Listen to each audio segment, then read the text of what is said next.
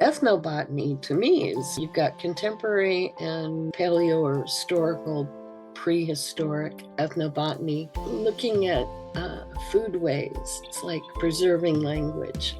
It's going back to our cultural heritage.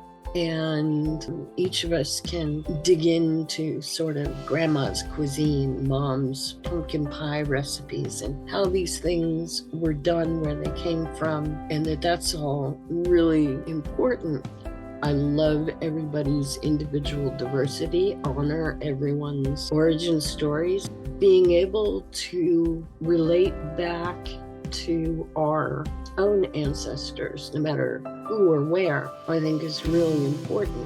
I think, though, we have to remember, particularly in the New World, the North American continent, that there was so much plundering and the taking of many things from this continent back to the European continent, including plants, where they were nurtured, some right away, some took a lot longer. Look at the history of the tomato, so-called love apple.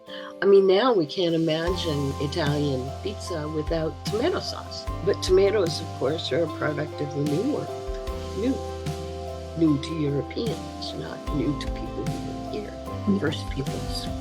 But in that process, we've now had hundreds and hundreds of years of this Columbian exchange where plants have been going back and forth.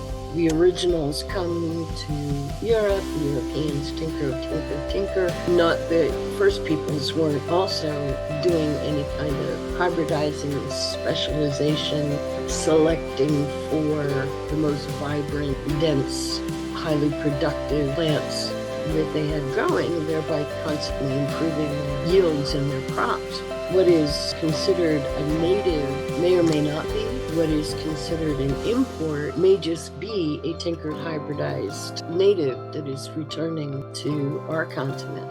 And just becoming aware of the global patterns of exchange, I think, is very informative for people to begin to look at heritage, colonial responsibility, plundering, and the genuine facts of life and history.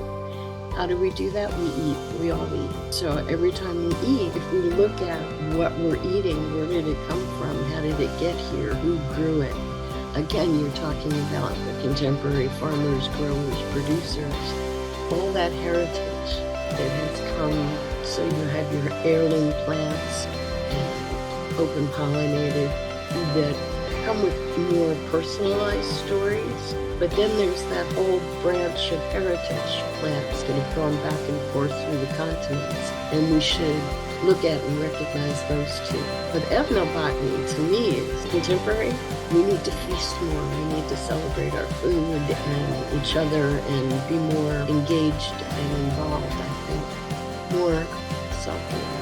Can't even get into the sustainable practices of the ancients everywhere, all over the world. We're sustaining huge populations, and we're being astounded by LIDAR and the discoveries there of the number of fields and managed fields and different ways of managing fields that were exceptionally effective.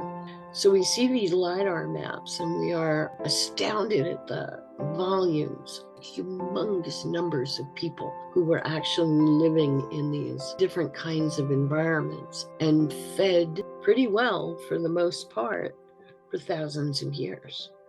Now that is sustainable agriculture. I agree.